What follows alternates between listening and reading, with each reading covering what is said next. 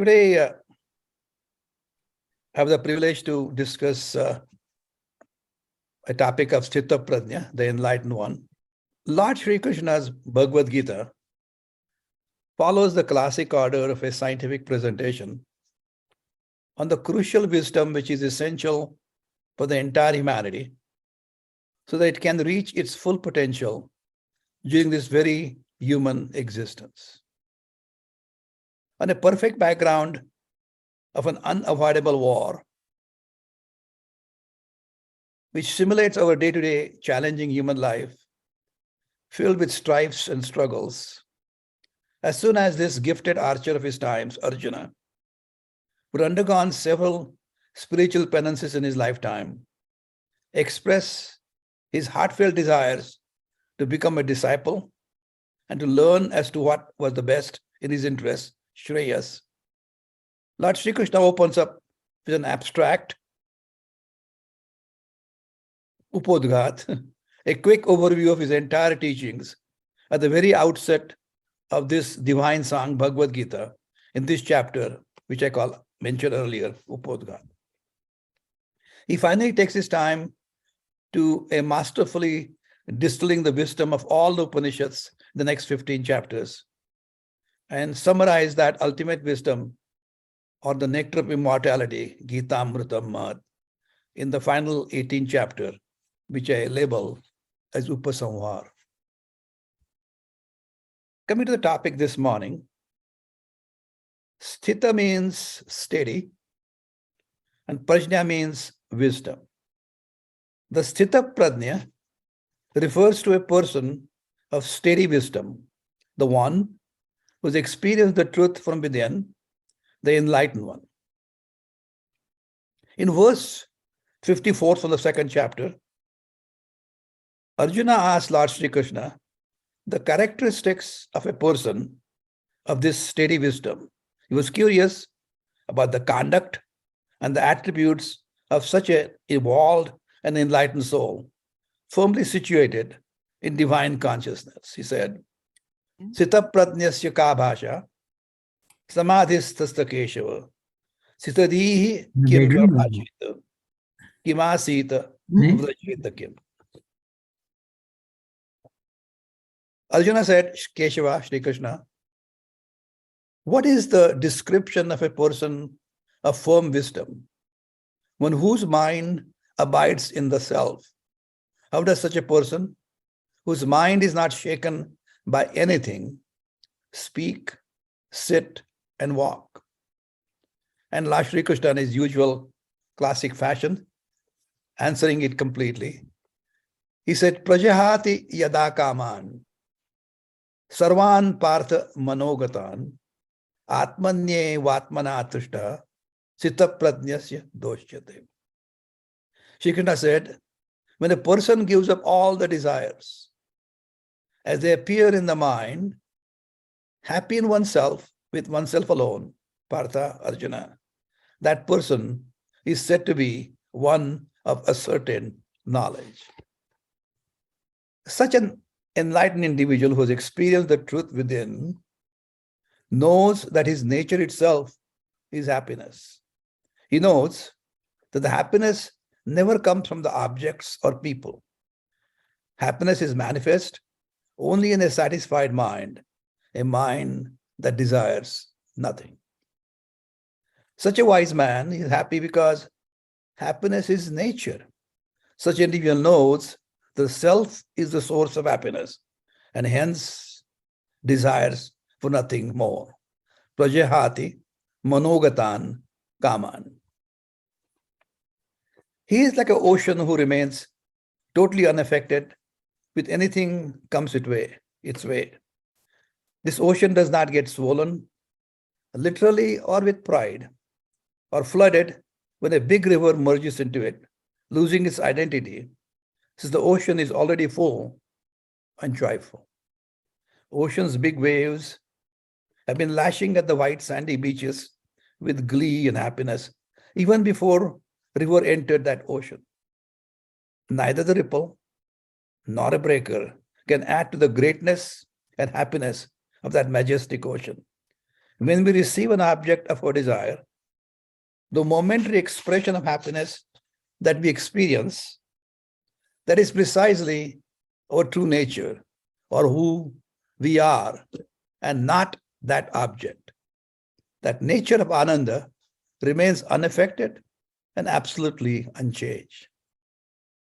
The one who recognizes that our true nature, the self, is Sat, Chit, Ananda, existence, awareness, and limitless happiness, is indeed wise and with a mind properly grounded in wisdom and referred by Lord Sri Krishna as Sthit Pragya. Lord Sri Krishna continued, Dukheshu anudvignamanaha, Sukheshu vigata spruha, Vita raga bhaya krodha, Sitadi muni uchyate. The one who is not affected by adversities, Dukheshu anudvignamanaha, who is without yearning for pleasures, Sukheshu vigata spruha, and is free from longing, fear, and anger. Vita, raga, bhaya, krodha is said to be the wise person whose knowledge stays unshaken. Sthitadihi munihi uchyate. Such an enlightened individual is emotionally stable and secure in the knowledge of his own identity, identifies himself with everyone, and hence is never afraid. You remember? Dvitiyat bhayam, somebody else is there, then you're afraid. With your family, close friends, whom we don't consider different, we're never afraid.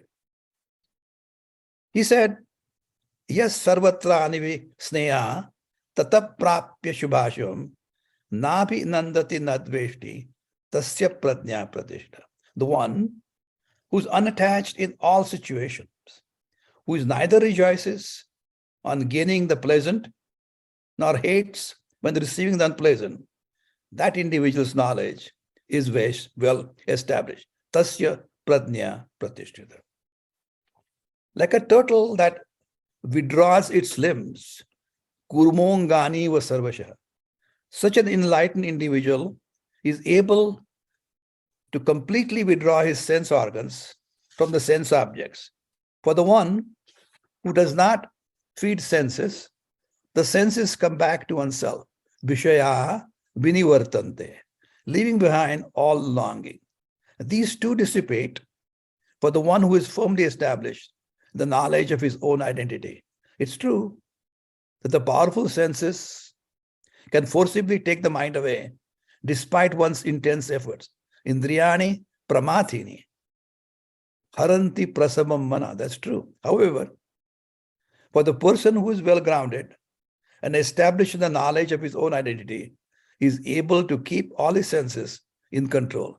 Tani, sarvani, indriyani, sanyamya.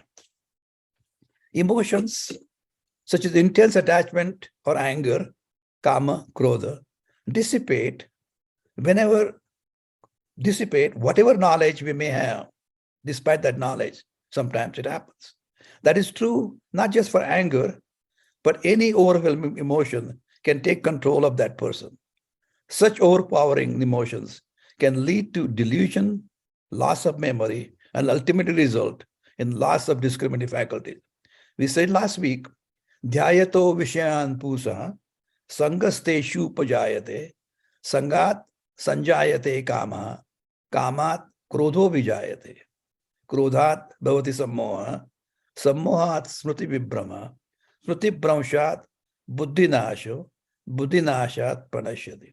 An individual Sthita Pragya, one with a steady wisdom, is fully aware how an individual smitten with desires for the object could go down spirally down to the path of destruction.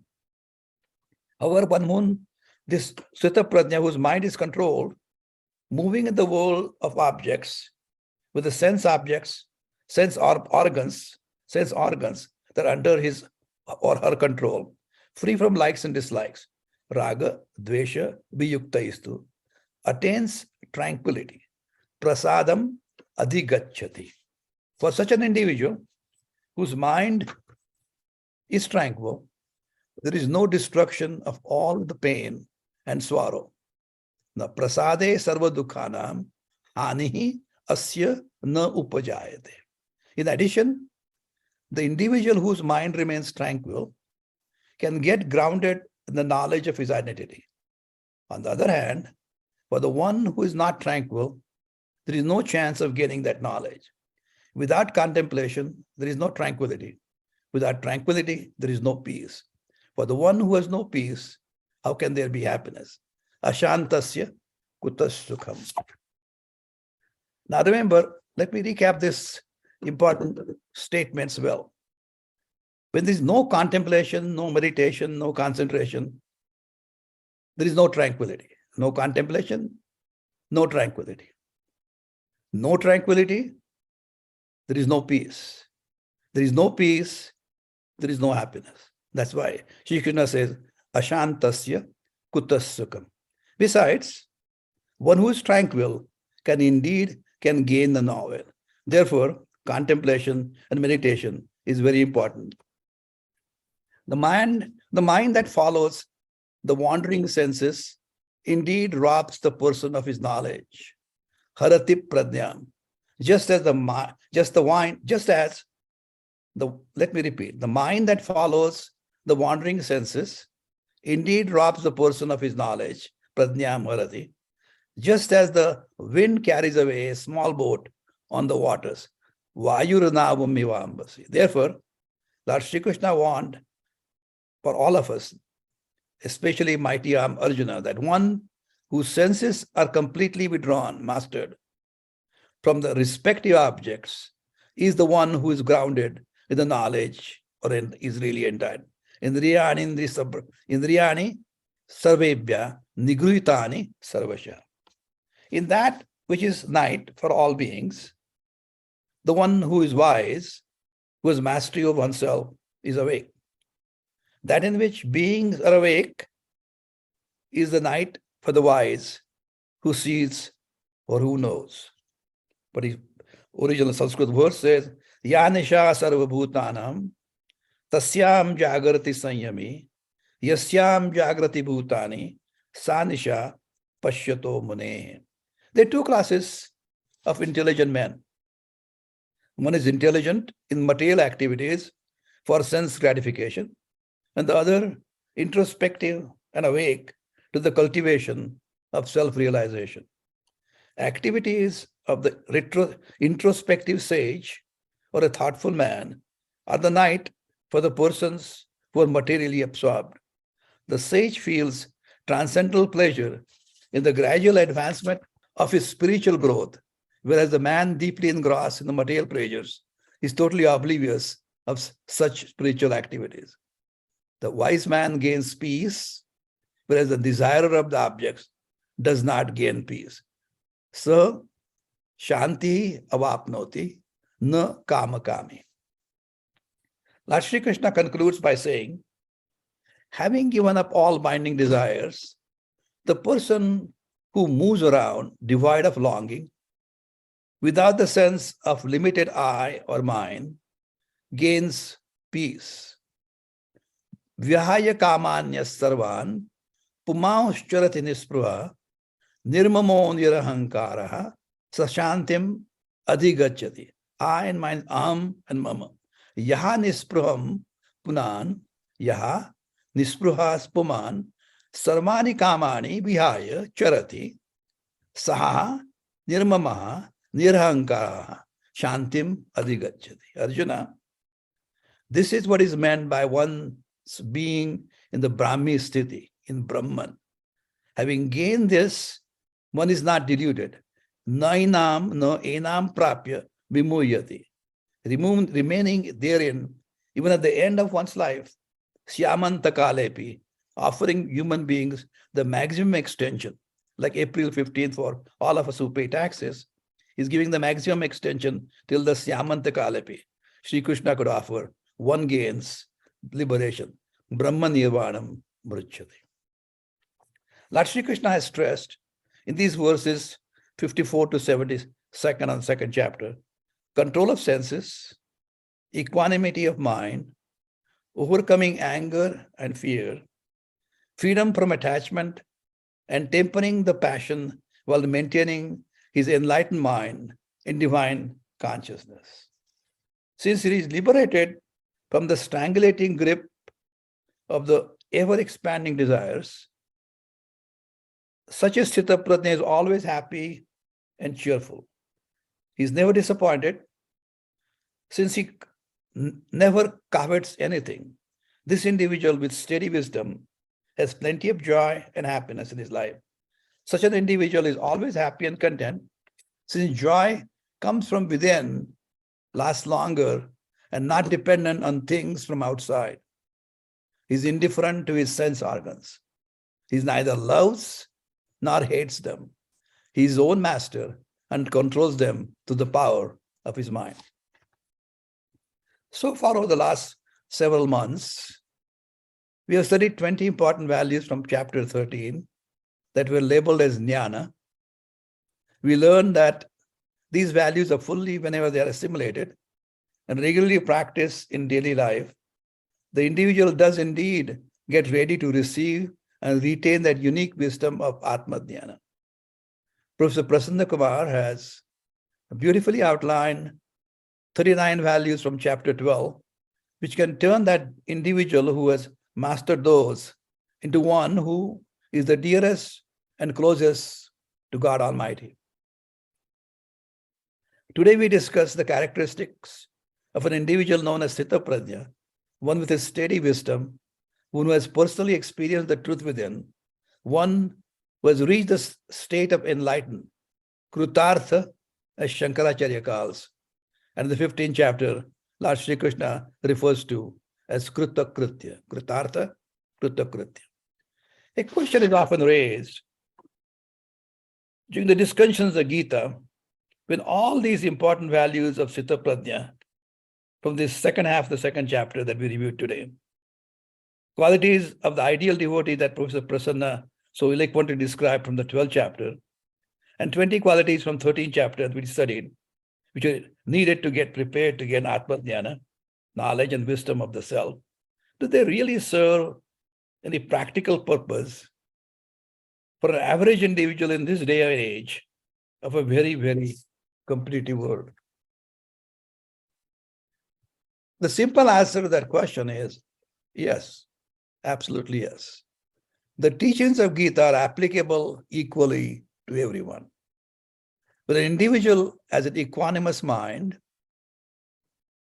is free from fear and anger, is endowed with patience, and whose mind is focused, whose senses are under control, and who's led not by impulses, but by considered opinion,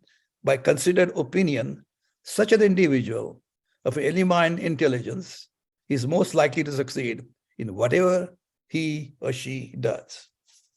Such an individual with steady wisdom, Sthita Prajna, understands that we undergo through cycles of birth, growth, decay, deceit, and death, and recognizes the absolute need to do everything one can do to reach the state of moksha when the divine grace has blessed us with this human birth. In addition to the attitudes and ways of thinking that result by inculcating all these values, and the individual gets a profound grasp of the working of the mind, which allows him to be objective, effective, alert, and ready for any study or activity.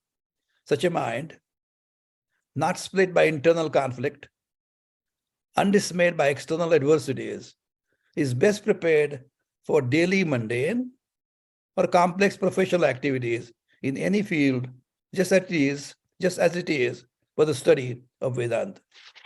These values enhance the quality of life, whatever our chosen activities may be. For daily life gains efficiency and cheerfulness, even radiance, when these values are the personal assimilated norms. We become cheerful person, both saintly and effective. True saintliness makes one most effective person possible in any situation or transaction. It's because such a person can be totally objective. A saint sees the facts for what they are, can lead to and then act upon a fact-based judgment free from subjective interpretation or need. When someone raises a very relevant question, as the chances he has to succeed, after noting Lord Sri Krishna's comments, Lord Sri Krishna said, if you remember, in the 7th chapter, the 3rd verse, he said, among the thousands of people, a rare person makes effort for moksha. And among those seekers making effort, only a rare person comes to know my reality. He said, Manushyanam sahasreshu, Manushyanam sahasreshu, kaschit yatati siddhaye, yatatanapi siddhanam, kaschin mam aveti tattvata. Response would be that Lord Sri Krishna is not really complaining because many individuals are not taking time to study his amazing teachings, but instead he's simply stating the facts as they are. The very fact, all of us actively participate in these Sunday discussions and regularly review the notes and revisit the video of our discussions at least once after the session is over. Through proper guidance and from an enlightened teacher, over a period of time, will indeed advance our knowledge and to reach that Brahmi Sthiti. We have moved on through the first 3 stages and enter the 4th stage, working to graduate from that. Now, remember, if you in the 7th chapter, Sri Krishna said, Chaturvidha bhajante mam janaha sukritihi sukrinaha arjuna. People who do good activities, there are 4 different kind of people who live. Who are those? Artho jidnyasu artharthi, jnani cha bharatarshava. We, all of us have gone through the stages of arthas, screaming for help, jidnyasu, trying to kind of inquisitive what's going on, artharthi, who want to do the pujas so that I will get appropriate results. And now we are at the stage of moksharthi, desirous of enlightenment, and finally trying to reach the state of a jnani. However, encouraging words, just in case one is unable to complete this curriculum in life, in this human life, the hard work and the efforts that all of us are putting in will never go to waste. Because Shri Krishna himself says, Tatratam buddhi sayogam labhate paurvodehikam yatatocha tato bhuya samsiddhau kurunandana purvabhyasena tenaiva riyate yavashopya jidnyasu api yogasya shabda brahmati vartate.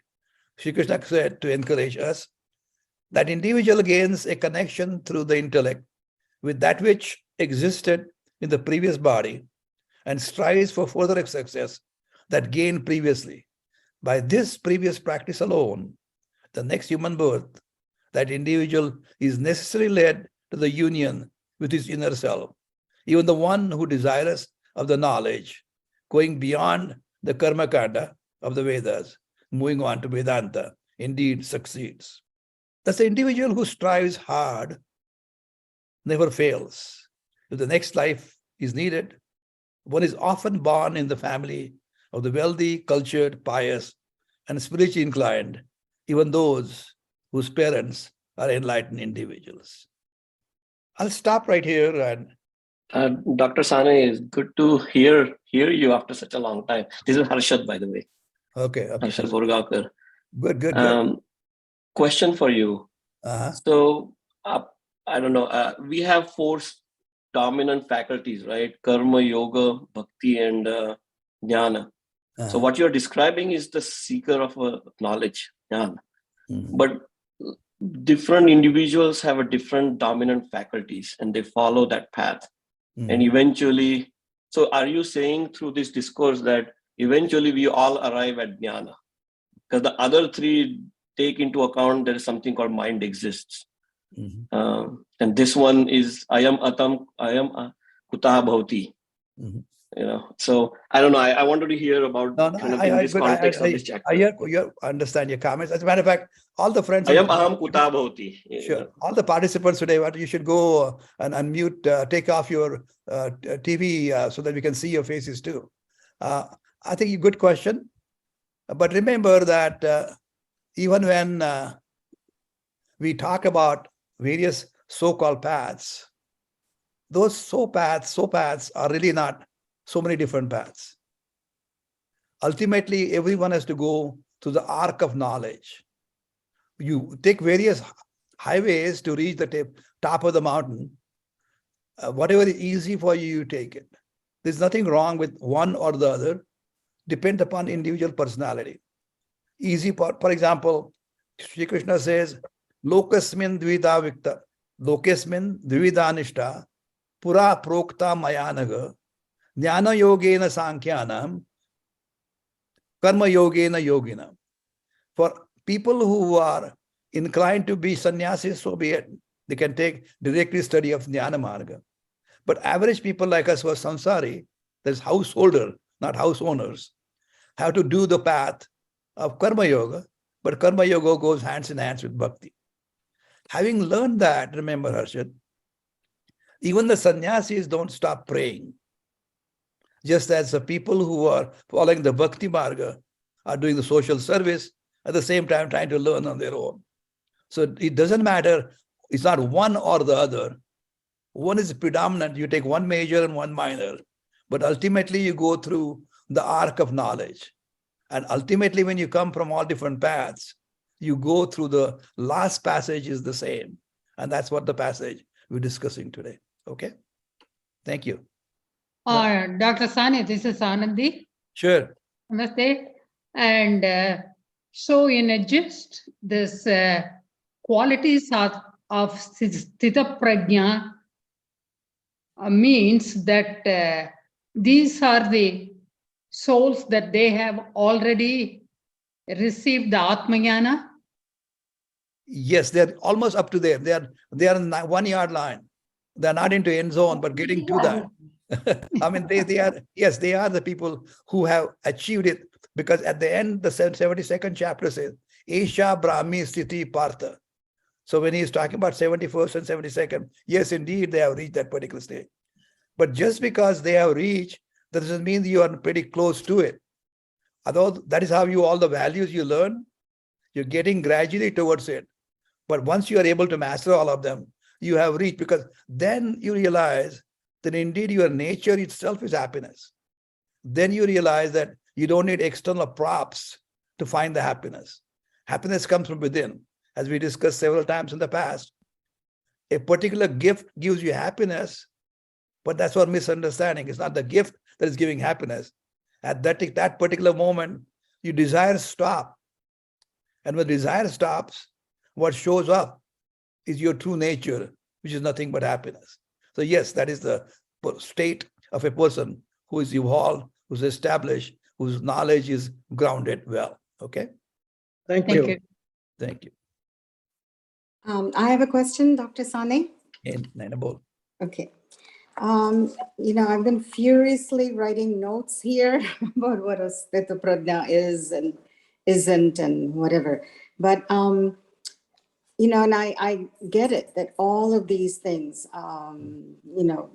true happiness lies within. And okay, I wanted to know, you spoke about the state, the Brahma Sthiti state. Brahmi Sthiti.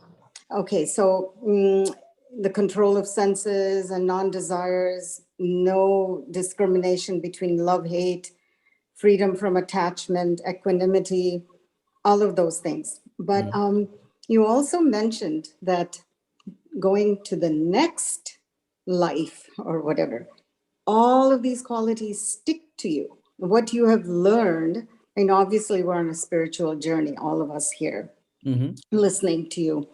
But, where does it get transmitted into the next life? Because we certainly want to keep going with this. I mean, look at Mozart, for instance, a little boy of 4 years old. It was a virtuoso in music. he would not have learned it in one lifetime. So something has been, transmitted.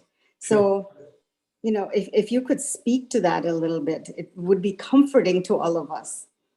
As a matter of fact, that's the reason towards the end of the discussion, I gave you the references from 642, 43, 44, where the people who unfortunately do not complete their life's journey to reach that Brahmi state, nothing goes waste. If you don't finish the homework tonight, you can sleep over it. That means rebirth, if you want to, in a different frame. And you start exactly where you left off. For example, he says, Purvabhyasena tenaiva riyate yavashopisa. So basically, he gains connections through the intellect with that which existed in the previous body and strives for further success than gained previously. So whatever you gain in this life is never wasted, as long as it is grounded well in your personality, not superficially you remember on one day and then forget the next. It has to be heard, Shravana, Manana, Nididhyasana, and Sthapana. Basically, having heard it, reflected on it, contemplated on it, and inculcated it. So all of them have to gone through. And then when that becomes a second nature, then you got it. If you don't happen to complete the work, you're not discouraged. You don't start with a fresh set of paper, start at square one. You start where you left off in the past life. And that's why I mentioned that it just so happens that the people who are born with almost complete knowledge tend to be born in the families who are more inclined to spiritual activities. As a matter of fact, if you read many of the Upanishads, the stories goes, the father teaches the son. The reason it happens, we talk about Uddalak and all those people, is he's born in the family where his knowledge base was near complete. But then the father completed his journey where he was enlightened. So the thing is, nothing goes waste. Be positive. You'll complete it. Is nothing get wasted. So get onto it as quickly as possible. So I'm very happy you asked the good question. Thank you. Okay, good morning. This is Chabilal. I want to clarify something also. Sure. I have read that Atma and Sanskara are the two things that pass to next life. What are Sanskara and what are the things that pass to next life? That's something which is very difficult to understand. But there are Buddhist perspective and Hindu perspective are different also in that. Sure. I'm so here. I know you've been always there with your wife, but really ask questions. So happy you asked the question. The thing is, the sanskaras are something that there are 16 sanskaras. You go through various rites of passage in your life. That is just a technical aspect of it. But that initial ceremony is done. That ceremony inspires you to follow a certain kind of conduct. For example, when you undergo the Yajnopavitam ceremony, what you call sacred third ceremony, then you're supposed to do certain activities, how to remain frugal, how to use small amount of food, less amount of clothes, do the regular prayers, try to understand deeper. And once you continue all those sanskaras and follow what those sanskaras teach you, ultimately you come to a stage where what we are doing today is what exactly we are doing. We come to realize that we go through, since we have chosen the path of a samsari, which is fine. You learn through the life experiences with a positive attitude because of the sanskaras that parents have created on you.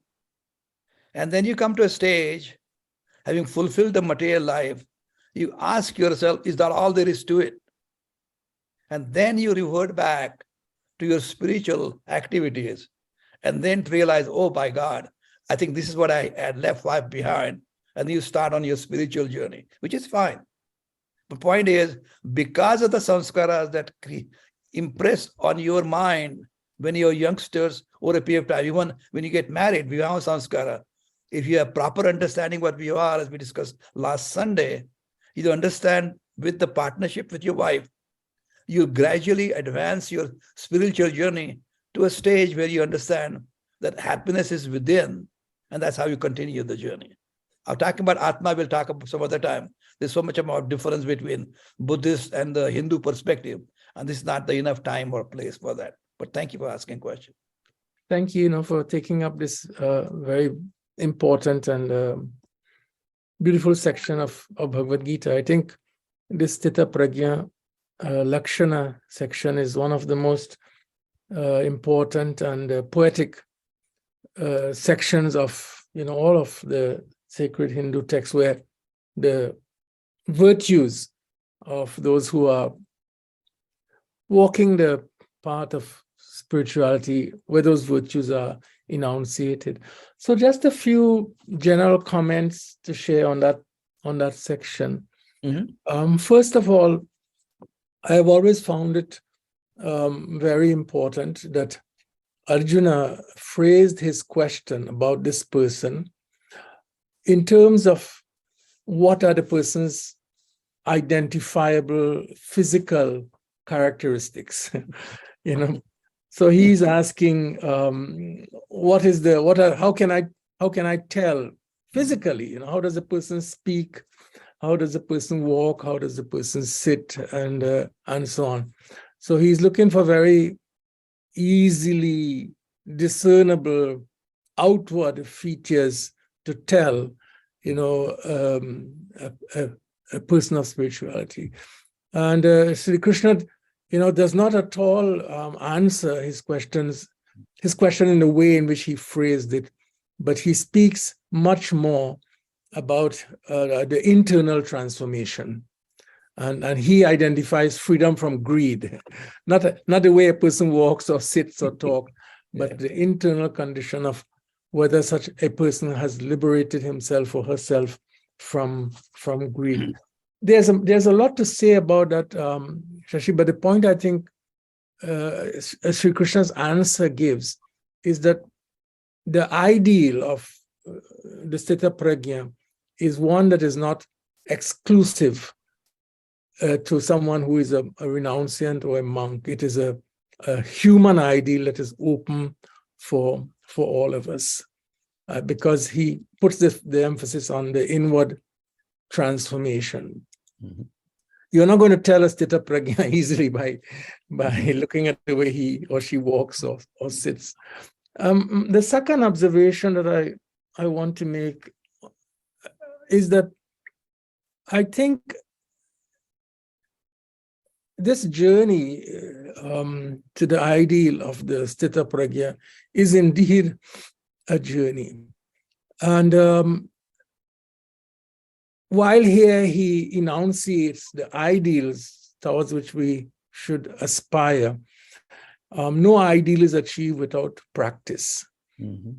So, we have to have clarity about, the ideals to which we are committed or the virtues to which we are committed. But then the virtues become realized.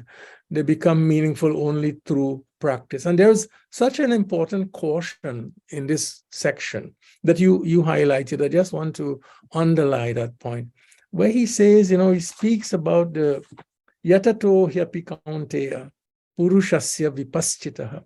Even the best among human beings, purushasya vipaschitaha, even the best among us, yatato, those of us who are striving and making efforts, to cultivate the path of virtue and spirituality, even the best among us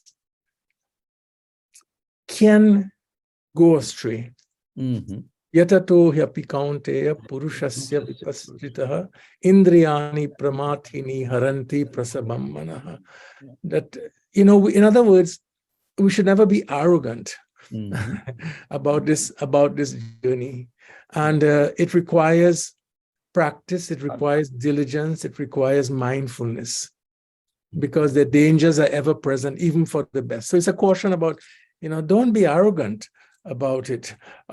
Be humble, knowing that we will all deviate from time to time, unfortunately, but we have to walk that broad road. So I think it's more in the sense of an encouragement rather than a deterrent. The third point I wanted to highlight in this section is that the Sthita Pragya, that the person that he describes here is not one who is immune from life's challenges. Mhm. I found that to be clear, in that sentence, dukheshu, Right. On the big number that now. in experiences of suffering. Mhm. So he's acknowledging here that even the Sthita Pragya would find himself or herself from time to time in painful experiences. Mhm. Because the Hindu tradition does not promise, that if we travel this path, we will not grow old and have to deal with all the challenges of aging, that we will not lose health from time to time and deal with, the deterioration of physical condition, or that, we will not also confront our own mortality and the fact of death. So that it doesn't mean that you are immune from experiences that can potentially be painful, dukkha type experiences. I think what the text promises is that when we encounter such experiences, wisdom or knowledge provides us a place of strength, a place of meaning, a place of comfort, that dukheshu anudvigna manaha, that we are not overcome when these difficult experiences, when we encounter these difficult experiences. We are not able to avoid them, but we have a place of meaning, a place of insight, a place of strength to deal with such experiences. This section also, Shashi, made me think a lot about memory. In that section of the Sthita Pragya Lakshana, where he traces the ladder of descent that you mentioned, where one begins from contemplating a desirable object, and then you get attached to it, and then you want to possess it, and then you don't possess it, and then you become angry and so on. But he mentions there Sangat sanjayate kama, kamat krodho bijayate, krodhat bhavati sammoha, sammohat smriti vimprama. The loss of memory is a condition because of which a human being can deviate from the path of wisdom or from the path of spirituality. Memory is so important to us. A section of Devi Mahatmya, there's that beautiful, where the nature of the divine Shakti is enunciated, Ya Devi Sarvabhuteshu Daya Rupa Shakti Rupa. One of the sentences is Smriti Rupa. Smriti Rupa, who exists in all of us as the gift of memory. The gift of memory. So even knowledge, to be meaningful to us, requires memory. Whatever we learn is not as meaningful to us if it is not always in one way or the other foremost in our minds. Even this jnana, it can be a problem if we are forgetful. So this is also why we speak of, Sri Krishna speaks of jnana abhyasa, the practice of knowledge, which is a way of cultivating memory about knowledge. But when you think of it even deeper, what a role memory plays, even in our relationships, remembering who the other one is, remembering what the other one means to us. Shankara, in his commentary on this verse, he says, sometimes a person in a state of anger, which causes forgetfulness, becomes even insultive and denigrates his or her own guru. Because anger is an interesting connection that he makes here between krodha and smriti.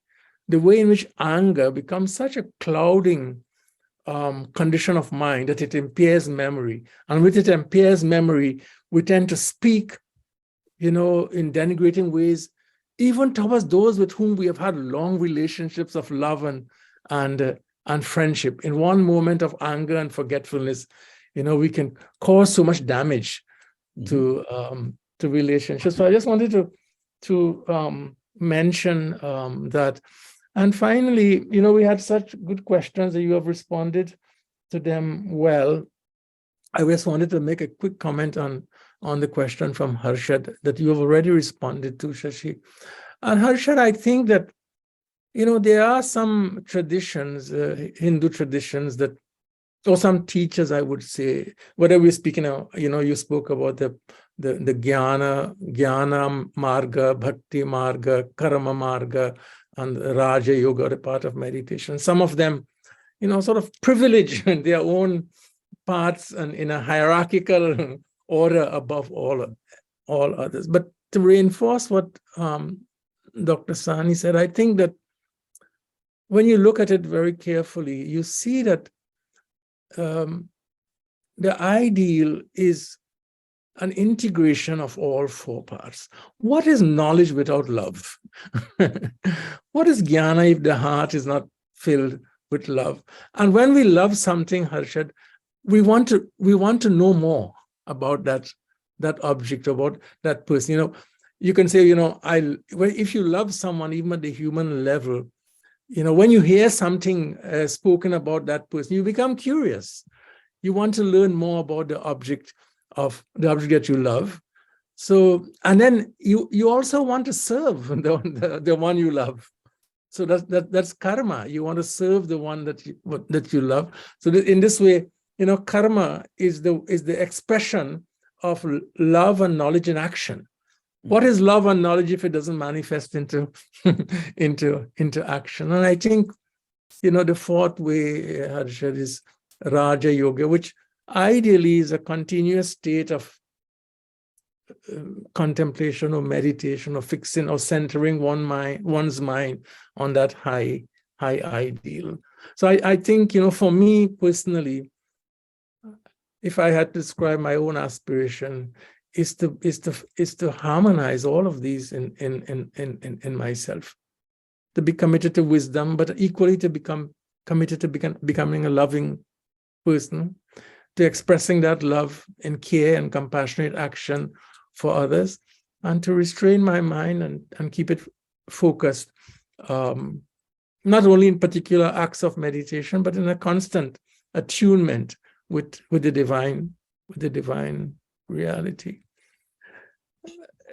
I listened also to the question about how this ideal of the Sthita Pragya relates or doesn't relate to belief or non-belief in God. And I think that all of the virtues that are lifted up here are virtues that are also emphasized so much in all of the world's great spiritual traditions. A lot that is shared here. And in the case of Buddhism, for example, the Buddha did not, it is true, the Buddha did not directly teach about God in the what we will call the theistic sense in which some traditions speak about God. But that does not mean that in Buddhism there is no teaching about an ultimate reality, except that this ultimate reality might not have been described by the Buddha in the very personal terms. There is a famous line, in one of the Buddhist texts, that if there were not that which is unborn, that which is unchanging, that which is uncreated, how could there be freedom from that which is born, created, changing? So we have to look carefully. Not all language about the divine is necessarily what we will call in Sanskrit saguna language. There is nirguna language also. And when we look to Buddhism, perhaps we look better for the nirguna way of speaking about ultimate reality and less about the saguna reality. But there is so much overlapping in terms of what that life means to us,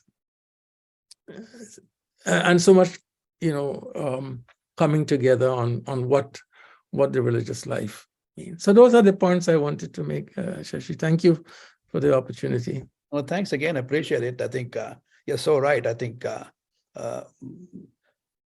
when you talk about somebody gets angry, we call it a fuming anger. When the fuming anger, where the smoke of the anger comes out, where you automatically forget the real reality and become some more. That's absolutely true. Yeah. And your emphasis on smriti is so important. The thing is, smriti, everybody remembers it. But what you are referring to, smriti, is remembering it when you need it. When you need it, yes. For example, when Karna was well trained in his art of fighting, at the time when his wheel was stuck, he could not remember the knowledge that he had gained before. Smriti Brahma.